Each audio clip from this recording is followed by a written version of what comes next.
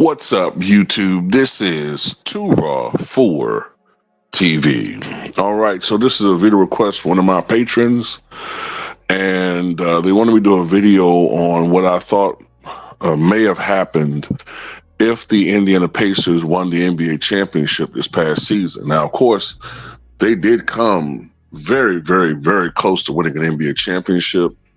At one point during the regular season, if I recall correctly, they had a losing record. If it wasn't a losing record, I think they had a stretch where they lost 10 or 15 games or something like that. And I think they might have been hovering a little bit under 500. But anyway, the point is, after the All-Star break, they were statistically one of the top two teams in the NBA, but they kind of flew under the radar of the perceived best teams of each conference, the Thunder and the Cavaliers. But they really showed their grit during the playoffs. The Pacers, of course, beat the Milwaukee Bucks, I believe, in the first round. Many people laughed at that, but at the Bucks' expense. But then, the next round, the Pacers buzzsawed I believe it was the Cavaliers. And in the Eastern Conference Finals, they beat the Knicks.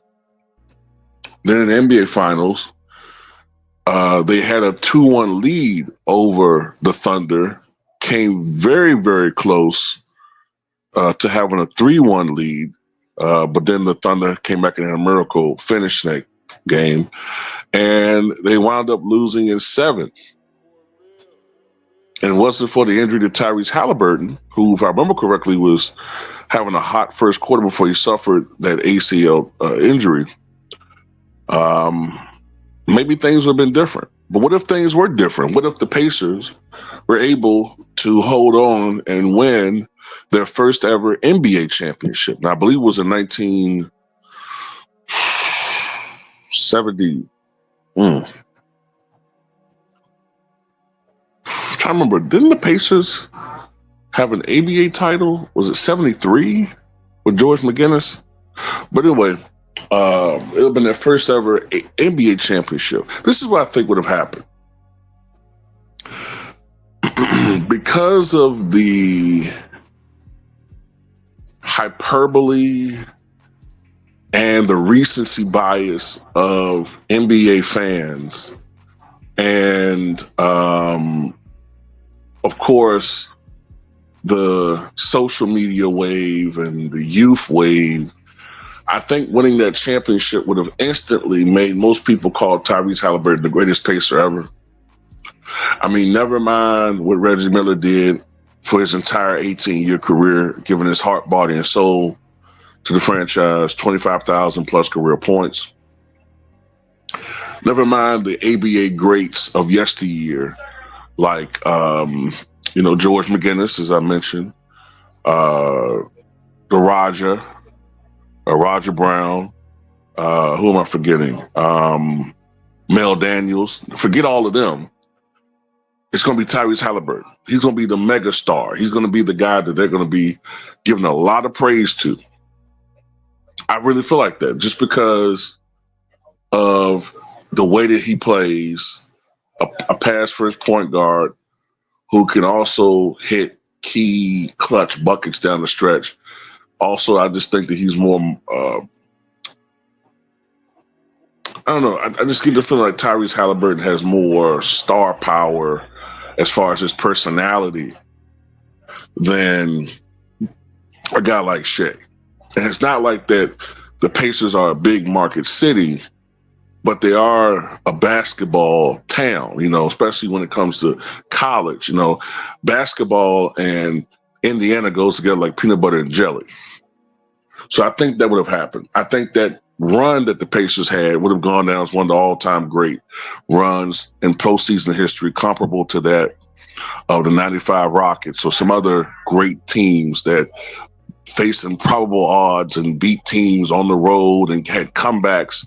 I think that would have really elevated, even to the point where I think Tyrese Haliburton, who I think is a good player, I think that he would have been elevated to probably been seen as a top 5 player in the league. I I think that would have, and to bring a championship to the Pacers, that would have made big news. And plus, also, you got to also intersect a little bit the proximity of that title with Caitlin Clark and the Indiana Fever and that fan base. That what makes me believe that title would have got a lot more juice than the Thunder, who should have gotten talked about more. If Shea and the Thunder lost in that finals, well, I put it to you like this. If you notice how little praise they got in the media for winning that title comparatively, and how you can still see a little bit of hate towards Shea, free throw merchant, then it would have been, think about if they lost. It would have been the complete opposite. The hate against Shea would have been absolutely ridiculous. He's overrated. Because never forget that a large contingency of this whole thing is, and the subset to the conversation I'm having is, there's always going to be this debate between Shea and Joker and whether he deserved the MVP award over it. That's always going to hang like an albatross.